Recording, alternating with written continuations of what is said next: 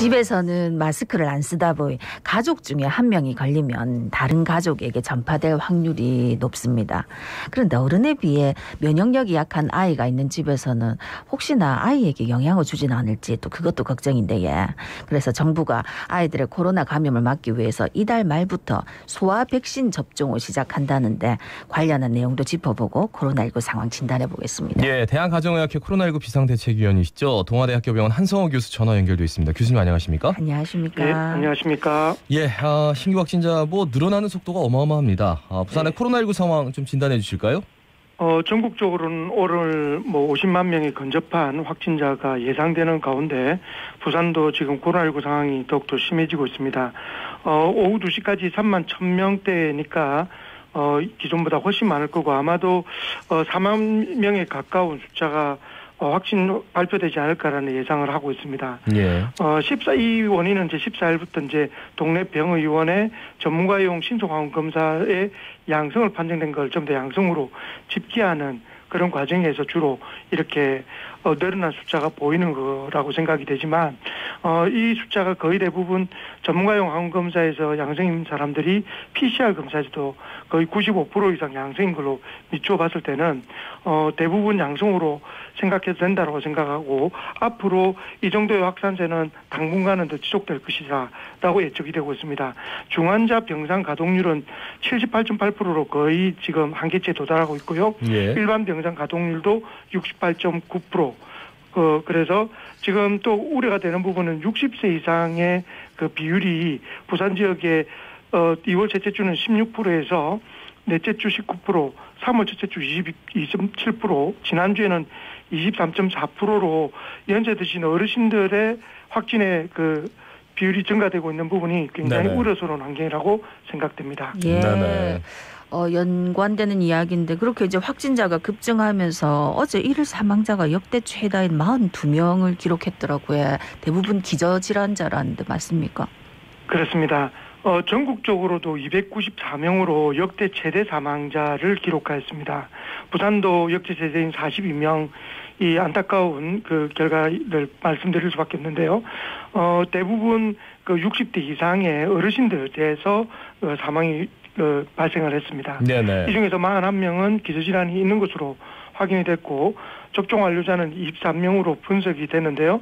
문제는 이제 이런 사망자가 역대 최대라는 표현은 뭐냐면 확진자 대비는 적지만 실제로 안타까운 경우는 우리 주위에도 일어날 수 있다라는 것을 시사하기 때문에 이 오미크론을 정말로 가볍게 여기면 안 된다라고 다시 강조드리고 싶습니다. 예.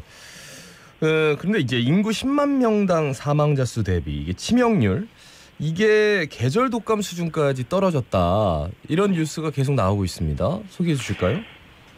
중수본 발표는 그렇습니다. 일단 지난 4주간의 치명률이 0.1%보다 낮게 나오고 단기 치명률도 계절 독감과 유사한 수준으로 표현하는데 예. 우리가 일반적으로 독감으로 매년 2,500명에서 5,000명 정도가 사망한다고 저희가 추정을 하고 있습니다. 네. 그렇게 보면 보통 한 계전 독감의 사망률이 보통 0.05%에서 0.1% 수준이니까 어떤 면에서는 약간 유사한 수준이다라고 판단할 수도 있는데요.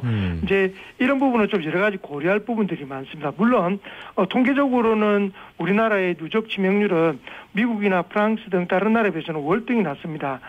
미국 같은 경우는 1.2%, 프랑스 0.6%니까 10만 명당 사망자 수를 비교해도 우리나라가 두 나라의 한 10분의 1 수준이다.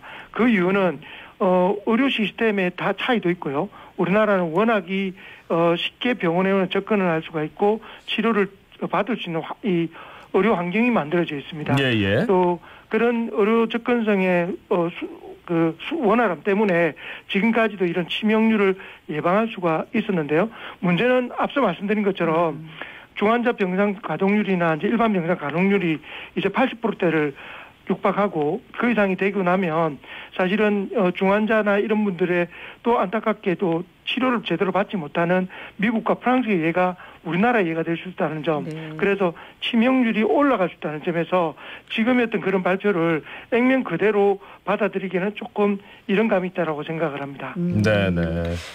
방금도 이제 조금 걱정이 되는 부분을 말씀을 해주셨는데 그래도 지금 확진자가 너무 많이 나오고 또 많이 어려움들을 호소하시기 때문에 좀 거리두기를 많이 완화하는 방향으로 갈 것 같은데 더 걱정되는 부분은 없습니까?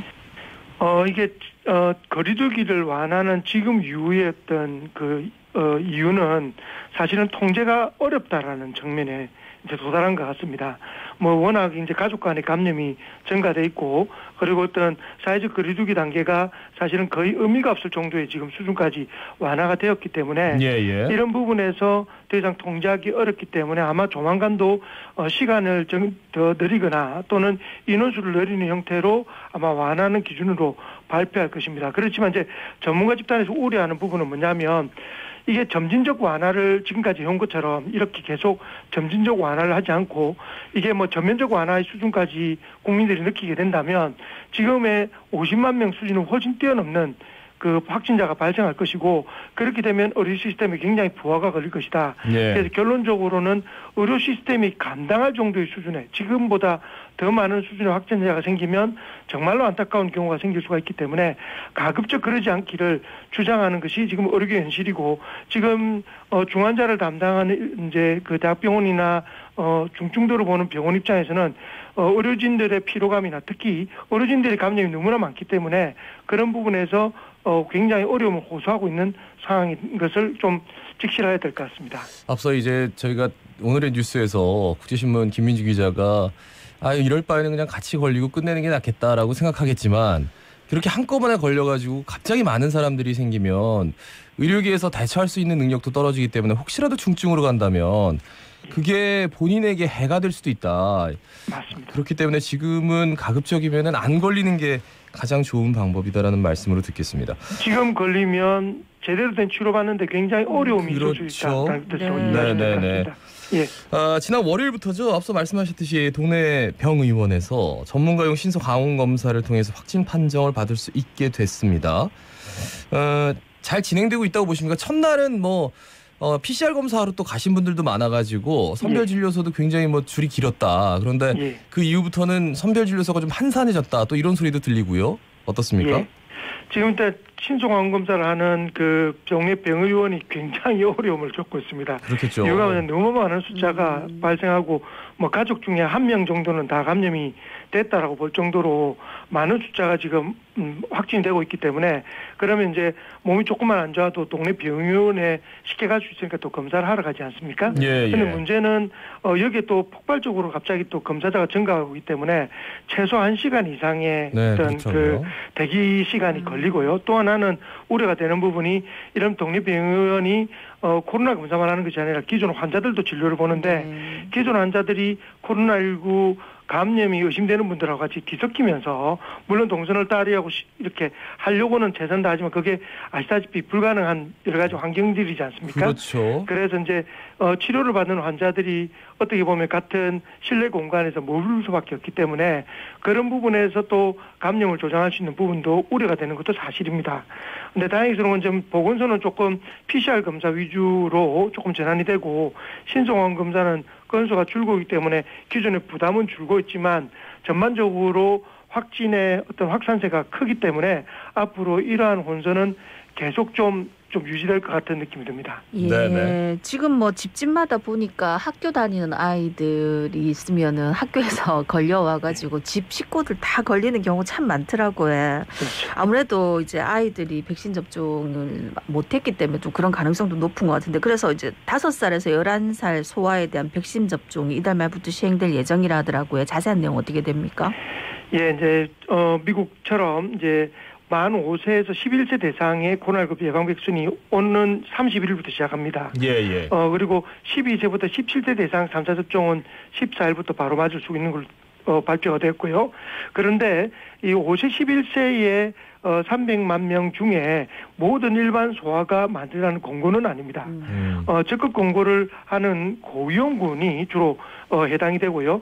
이 고위험군은 만성질환자, 기존에 이제 병원을 다니시는 폐, 심장, 간 등의 만성질환을 가진 소아, 그리고 면역억제제를 복용하는 면역 저하자, 그리고 당뇨, 비만 등 그 소아적 내분비적 질환을 가지고 있는 소아, 그리고 만성질환으로 사회복지시설 등 집단시설에서 치료 요양하거나 또는 기타 의사소견으로 접종이 권고된 소아들에게 주로 접종을 적극 권유한다. 네네. 그럼 일반 소아는 기본적으로는 적극 권유자가 아니고 일반 소아의 경우에는 득과 실을 따져봤을 때 그렇게 이득이 많지 않다고 보기 때문에 일반적으로 5에서 11세에 해당되는 소아는 적극적으로 권유되지는 않고 있다라는 것이고요.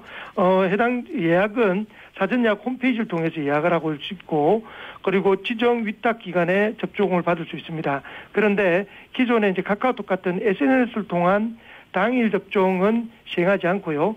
이 의료기관의 그 예비 명단을 통한 잔여 백신만 당일 접종이 가능하고 그리고 반드시 보호자나 법정 대리인이 동행을 해야 접종을 받을 수 있습니다. 예.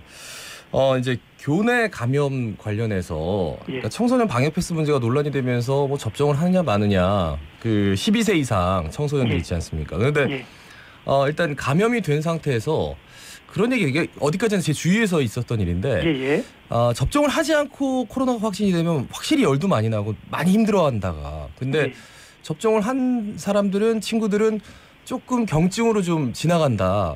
그 임상에서 보시면 어떠세요, 교수님? 맞습니다. 확실히 이제 접종을 한 그룹에서는 확실히 조금 증상이 경하다는 느낌은 드는 것 같습니다. 그리고 이제 그거는 객관적으로도 우리가 위중증 내지는 중증으로 갈 확률이 낮다라는 뜻이 결국은 증상 자체가 가볍고 면역의 어떤 반응 자체가 약하다는 뜻이기 때문에 접종을 한 군에서는 확실히 그런 차이가 현실적으로 좀 보이는 것 같습니다. 네. 알겠습니다. 근데 참 아이에게 백신을 맞춰야 되지 말아야 되는지 이게 부모들 입장에서는 많이 힘들 것 같아요. 결정하기가. 어쨌든 그 기저질환이 있다면 이제 접종을 해야 된다. 말씀 잘 들었습니다. 고맙습니다. 고맙습니다. 대한가정의학회 코로나19 비상대책위원 동아대학교 한성호 교수였습니다.